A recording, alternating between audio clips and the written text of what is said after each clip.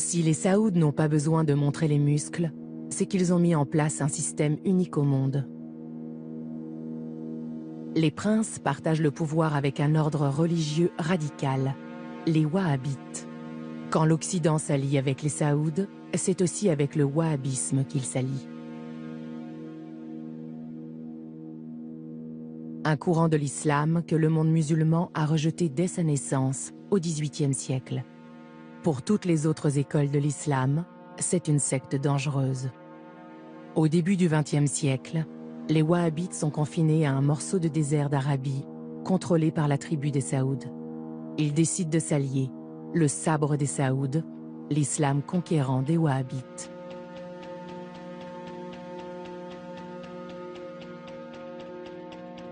Au sortir de la Première Guerre mondiale, les Britanniques sont devenus la principale puissance coloniale de la région.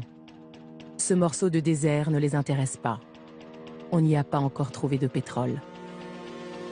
Les Saouds et les Wahhabites peuvent poursuivre leur conquête. Les Britanniques les laissent s'emparer de la Mecque.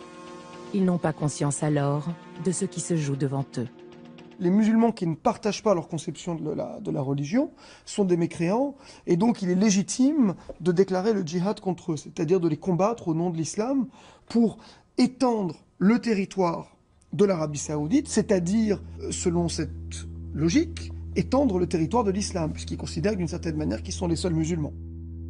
Mais le chef du clan, Ibn Saoud, perd le contrôle de ses guerriers fanatisés. Il s'attaque à des territoires aux mains des Britanniques. Ibn Saoud doit les écraser. Il va le faire avec l'aide des Anglais et arrête le djihad. C'est à ce prix que l'Arabie saoudite peut voir le jour en 1932. Ibn Saoud a trahi le projet de conquête des Wahhabites. Mais ils vont le soutenir malgré tout. Grâce à ce royaume, ils peuvent enfin appliquer leur vision de l'islam sur un vaste territoire. Les oulémas, les responsables religieux, défendront toujours le pouvoir des Saouds.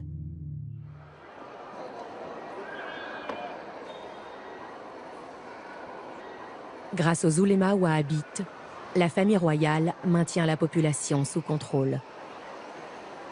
En échange, le roi s'engage à exporter leur vision de l'islam, à les soutenir dans la mission dont ils se sentent investis.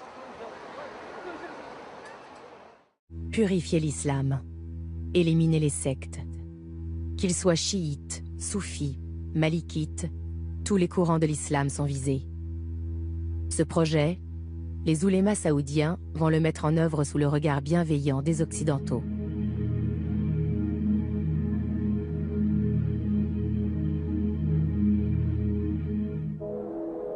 En 1945, l'Arabie saoudite devient l'allié de l'Occident.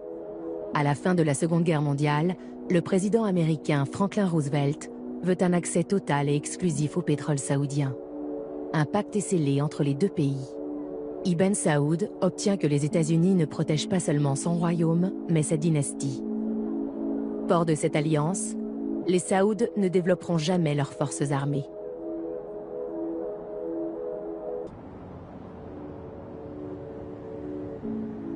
L'Arabie saoudite va offrir l'asile aux principaux opposants à Nasser, les frères musulmans. Pour eux, si la région veut retrouver sa gloire passée, c'est dans les valeurs de l'islam qu'elle doit puiser. L'Arabie saoudite s'appuie sur leurs idées pour contrer le panarabisme de Nasser. Le président égyptien veut unir tous les Arabes de la région. L'Arabie saoudite, elle, voit plus grand et prétend unir tous les musulmans. C'est la naissance du panislamisme.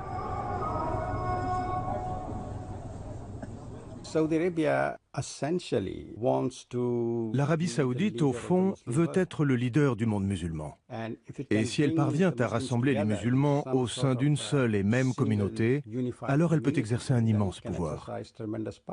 Pour ces gens qui sont inspirés par les frères musulmans, à la différence des oulémas traditionnels, être religieux, ça veut dire s'autoriser à parler de politique. Les oulémas traditionnels, eux, considèrent au contraire qu'il faut rester dans sa sphère. Les princes font de la politique, les oulémas font de la religion. Et leur présence au sein du système et l'influence qu'ils exercent au sein du système va mener, d'une certaine manière, à politiser l'islam saoudien. Mais la machine qui se met en place et qui prospère grâce aux revenus du pétrole sert surtout les intérêts des religieux saoudiens.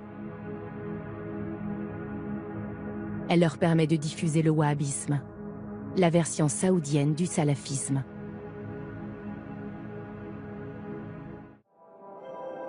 Voici ce qu'est devenu la Mecque. 2 millions de croyants s'y rendent en pèlerinage chaque année. Aujourd'hui, seul le wahhabisme peut y être prêché. Dans la grande mosquée, les bâtiments dévolus aux autres courants de l'islam ont été détruits. Détruite également, la maison du prophète et celle de ses compagnons. Au fil des ans, plus de 90% des bâtiments historiques ont disparu.